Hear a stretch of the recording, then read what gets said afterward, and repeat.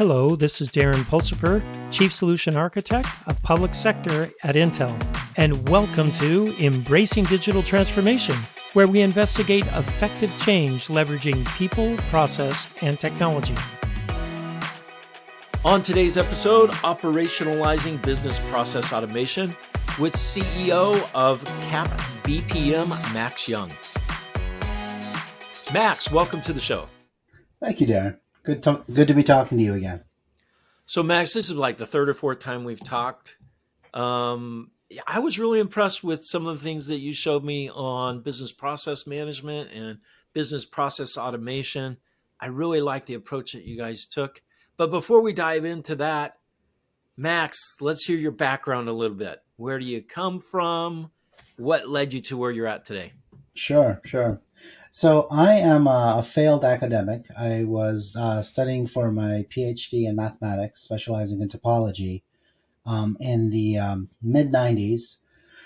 And I looked at my talents, which were meager, and I looked at the job pool for mathematicians versus computer sciences. And I walked across the street at Ohio State, and I got into computer science. Specifically, ended up finishing an undergraduate and a master's specializing in AI. And then I just started working in the computer field. I got the bug early on. I published a couple of books. I actually helped with part of the Java language, the JGK 1.4 regular expressions engine. I had a small part to do with that. And then, I found myself at a small company called Lombardi, which was around business process management. That was sold to IBM. I bumped around to a couple of other vendors that work in the same BPM process orchestration space. And about 10 years ago, I took the plunge, and with some friends, we formed Capital BPM. Oh, that's awesome. What a great story, right? Mathematician, found your way to the computer science realm like myself. I started in EE, actually. Okay. And I said, wow, I'm really good at this programming stuff. Let me go learn how to do it right. And I had some great teachers in computer science. And I ended up switching literally the last year of college. I switched from EE to CS and finished my CS degree. That was crazy that I did that. What was I thinking? You EE guys were the only ones that I was intimidated by academically. Like, I always felt like a chief nerd being a mathematician. And then, you guys walked in the room and you guys could do all the math we could do, but you could also do the engineering. It was very intimidating. Well, hey, I have to tell you, I come from a company, Intel has a lot of EEs. They're not the best software engineers in the world. I'm just saying. Right, because and I learned that I'm a total software guy. I'm not. In fact, even in EE, I said I don't want to be like everyone else, so I took the power option. What was I thinking? Because I'm not a great mathematician. I'm horrible at math, but there was something I could really architect software really well, and look at it tops down, and it got me through some of my EE classes, my programming skills. Because the teacher was like, you really are horrible at the test and things, but this program you wrote that explains, field theory on power lines, that's incredible. I'm like, oh, thanks. Yeah. So we'll let you pass this class. That's kind of what my college career was like. So very nice. I know exactly what you're talking about. But Max, let's talk about why business process management. I mean, this is kind of in that real weird realm of computer science where, it's not algorithms, it's, but it's so important and so useful. But why did you choose that route? So there are two reasons. One is I've always liked algorithms. I've always liked systematic approaches to solving complex problems. It's the same reason I got into martial arts. There is a way to do this thing. There's a way to throw a good punch. There's a way to protect your ribs when you're boxing, whatever. I like algorithms. They give me a sense of security. And also, frankly, a sense of daring. I can get into crazy situations and trust the algorithm. The other thing I really like about business process management in particular is that it reminds me a lot of what we call transformations in mathematics. So let's say you have this shape that's like really ugly, right? And you're trying to measure it. And you can't because it's got all these corners. What you would do in mathematics is you would transform this to a different space where it's like a beautiful rectangle. And then you apply all the theories around measurements of rectangles and you measure that. You take the answer and then you translate the answer back. Right. So, Yeah. so you take your problem to a domain where it can be solved easily. You get the value out of that and you bring it back. And that's what I really like about business process management. I can take all these things around, well, this system has got to talk to this other system, except when this event goes off, and here's the escalation that we do, unless there's an interruption. And then sometimes we have a business rule that we have to apply, and this is how we talk to this other thing. And rather than making that like a micro problem, like super complicated nested if statements that are difficult to maintain, it becomes this beautiful sort of flattened out problem that you can see and attack in stages, like zooming in on Google Maps. Like, here's where we need concentrated focus, and then you zoom back out and see how that fits into the big picture. I really like what you said there because I found that myself. You do need a top level picture of everything so you can Right. see how things relate to each other in proximity, just like in the map, right? I Yeah, can see a map of the United States to really understand where California, where I live, is, and with relationship to other things, I need to blow it out in order to get a feel for, hey, how long is it going to take me to drive to Oregon? exactly. Right? I can see that. Same thing with business process. I love that analogy. That's a great one. Yeah, that ability, I think that's something that you and I have in common. As soon as we started talking, I felt like we were from the same tribe because that ability to be able to zoom out and zoom in and make sure that the line you're drawing is still true. That's the heart of, I think, enterprise architecture, right? I think that's really critical. And finally, I will say this: the thing that I really like about, um, okay, so minor tangent here. I'm really into martial arts. I've been doing it. I'm 51 now. I've been doing martial arts since I was like 6. Oh, wow. And within the realm of martial arts, and I've got multiple ones. I've been beat up by a lot of people. Um, But within the realm of martial arts, there are like these martial arts that are considered practical, like your judos, your boxing, your Muay Thais. And then you've got ones that are a little bit more esoteric, like your Tai Chis and your Aikidos and whatnot. Now, the thing that I like about the pragmatic martial arts is that they solve real world problems, right? They have an effectiveness that is germane to the art itself. So I'm in my 50s now. I don't get into fist fights anymore, but I slip and fall all the time, and my judo saves me. Right? There's a pragmatic aspect to it. In the same way, I like business process management because it is key to solving a business problem. We're taking all these theories and all these things that you and I learned through school and grad school and on the job, but we're making them subservient to creating a business platform that means that people get to keep their jobs and get bonuses and buy Christmas kits for their kids. And I love being a part of that.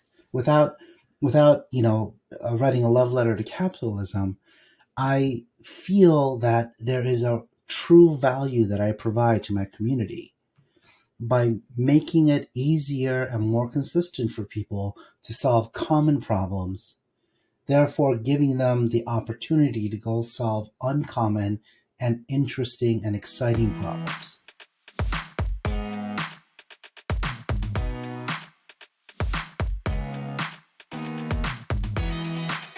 So this is I like how you said that because it's not always the case with computer science that we can really attach to the way people work, Right. right? And this is kind of that human computer interaction part. a lot of times we're actually creating more work for people. With this, you're kind of turning it around. How do people work, Yeah. and how can we automate the things that they do that are repeatable and mundane, right? So that Yeah. we can make their work easier, and so they can focus more on more important things. I really like that. And that's another thing that I am really excited about. People talk about the threat of automation to mundane jobs. And that is a valid critique. Automation is going to swallow up a lot of mundane jobs. Yeah, but look at the But jobs it creates, though. that's yeah, you read my mind. Because what it really does is it removes drudgery of open email, copy, I don't know, this field number 27A from Excel, put it into this other system, push the button, wait 3 minutes. It removes that, and it allows people to step back and solve next generation problems, real problems that were hiding behind the mundane problems, but you never got to them because you were opening Excel and waiting 3 minutes. Right, exactly. And I mean, this revolution that we're seeing on information automation and things, it's the same thing that went through with Ford when he automated automaking. Right. It's the same thing that we saw when computers were first introduced in the 60s and 70s, Yeah. right? Oh no, what are all those people going to do? It is true. We don't have typing pools anymore, right? And Yeah. I can't even imagine, because I grew up with email and in the Oh yeah. business world. I can't even imagine, how would you communicate before? You'd call on the phone, you'd send memos, so Right. someone would type something up. So much wasted time, but there were a lot of people supporting that. But if you look, those people are now empowered in more Yeah. powerful and more contributing positions than they were before. Yeah. So, Yeah. and it's created whole new industries around it. So I think we have to embrace it. Absolutely. Um, so let's talk about embracing it. How do I operationalize this? Because there are so many tools out there on business process automation or Yeah. robotic process automation. RPA. Yeah. Yeah, how do I really make this happen now, where I can actually use it effectively and repeatably? So, what's my Yeah. first step? So great. That man, I really I love the way you approach things because your first questions are pragmatic. So what I would say is that the best way, so it comes back to the scientific method. The best thing to do is to articulate out your problem. And the way that we do that in my world, in the business process management world, is we draw little pictures. So can I share my screen and show you something? Absolutely. So there is a free tool like this it's called the Camunda BPMN modeler. You can download it for free. There's a company out there called Camunda. They make this modeler. There are other companies that do this as well. I like Camunda's. I think it's a pretty good one. It's pretty clear. And there's just a little bit of notation that you have to learn. And it is this. You're basically going to be drawing steps that articulate out what the different systems are and how they work. So just a little bit of vocabulary. This won't hurt a bit. It'll be over in about 2 seconds. So we have this concept of a pool, and a pool kind of defines all of the interested parties in a process. So if this was like a hiring process, we would have like the candidate, and we'd have the IT manager, and we have HR. So the larger thing that you see in here outside is called a pool. The inner ones are called swim lanes, right? So let's say we're doing like a hiring process. We'd have a candidate in the swim lane, and then we'd have like HR. And you can think of these as sort of LDAP groups, right? People who are in a role that are allowed to do something. And then you might have like the IT manager. So now you start laying out your business process. What's the first thing that happens? Well, the candidate might apply, and you have to excuse me, my spelling is atrocious. Don't worry Apply about it. for a job. And then, from there, it goes to a next step, which is HR. HR might do a review. There's a naming convention for how you do this stuff. You have like a active verb and a noun, but you might say something like review application. And then you might have like a decision. These little diamonds represent decision. So if it's approved,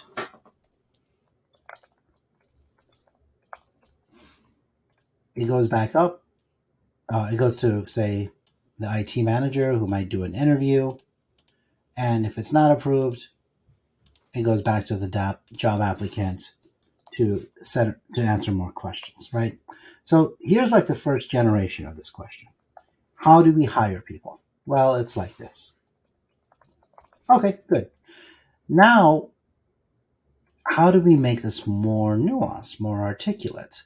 Well, maybe the interview process has, like a split in it. And, this interview is actually like a technical interview, and then there's like a management interview, and each one of those has an opportunity to be approved.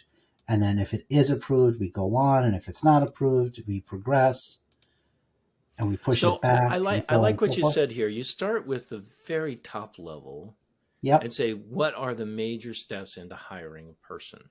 that's right. Right. And start there. And then you can start getting down into more detail after you do that. And a tool like this lets you do this pretty quick, it looks like.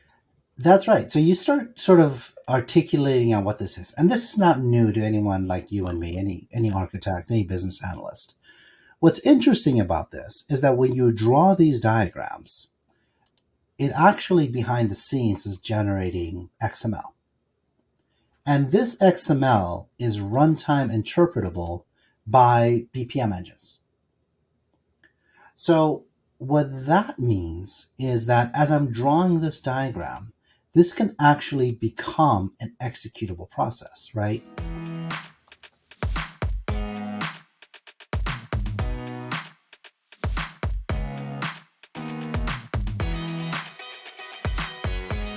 So as I'm writing this down, I'm saying, oh, well, this is a special kind of task. It's a human task. You can see it's got a human component here. And, maybe this one is as well. And then when we do a review applicant, maybe now we start to say, well, we review the applicant and maybe we have an HR person that does the review, but they talk to, like a background check system, right?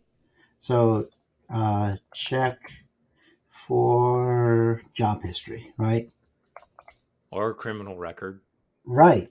Or yeah, so that's a great one. So you would say, and that's sort of the natural evolution of these things. You would say, well, yeah, let's check for job history and also let's check for like criminal record, right? So Check. far, you haven't taken, even if this is automated, you still haven't taken the Mhm. human out of the loop yet, which is good, right? So Right. this is augmenting the work that a human is doing, is what I'm seeing. Right. But even as I'm doing this, what's interesting is you could say, boy, the time of people is expensive and the time of machines is cheap. Why don't we do this criminal background check first, right? And then if that passes, then we bring it to the HR person to review. Because if you don't pass the criminal background check, maybe we don't let you even get time from our guy, right? Right. So what you're really doing here is you are using this mechanism to describe your problem. And in the definite, and like most things in life, when you start thinking about it out loud, you end up discovering solutions, right? Yeah. And that's where things start to get kind of interesting. You're like, okay, well, now I understand that I'm probably going to need an integration with, some backend system that's going to check for their job history and check for their criminal history. So you, as say the business analyst or the enterprise architect, will say, you'll call up one of your solution architect friends and you'll say, hey, how long would it take us to figure this out? Finding a system that we can afford that can do this sort of background check, right? So I'm starting to hack this problem together. And I get a little obsessive with my lines crossing, so I'm trying to make sure that doesn't happen. This is almost like a fidget toy for me at this point. But you can see how I am looking for opportunities to do automation, right? So here I am. And I can easily see this in this diagram. Right. Using a BPM tool like this, it will scream, "Hey, this is an automated check that I could do. There's a service that lets you do this sort of thing." Exactly. And this is actually the other part of it that's really powerful for, again, people like you and I, because we need to be subservient to the needs of the business. So the first thing that I'll do with this is I will run this by my SME, my subject matter expert, and I'll say, hey, am I hearing this right? Is this what we do? And, he'll say, well, it's kind of what we do, but it turns out that we don't want to do these things in parallel because, say, a criminal background check is really expensive, but a job history search is really cheap. So what we really want to do is we want to do these maybe sequentially, right? So we do the first one, and if it passes, then we do the second one. And I'm not saying that's necessarily the case, but what I am saying, it's easy for you to make that change. That's right. And in making that change, I am building consensus. I am building rapport. I am building a true story about what's happening, right? Like the scientific process, it becomes progressively more true the more that you experiment with it. Yeah. So now I start to tell this story. And as I'm telling this story, like, okay, well, this makes a little bit of sense. So I can come in here and, I can put like logic into this. Like, let's just say for the sake of argument that I want to build this and deploy it. So I can actually take this thing and say, well, here's a process and here's like another one. And literally within a matter of minutes, I can have this deployed and working so we can see what happens when you go one way or you go the other way. So you're telling me if I use a modeling tool, and it's not a drawing tool, I want to make sure people understand that. That's right. This is a modeling tool. So it does let you draw pretty pictures, but it also simulates on the back end. So I can actually run this workflow or this process and see all of the different decision points and where they lead to. So I can check my that's exactly right. Check my model. That's exactly right. And this is where this becomes really sort of powerful because I can build this.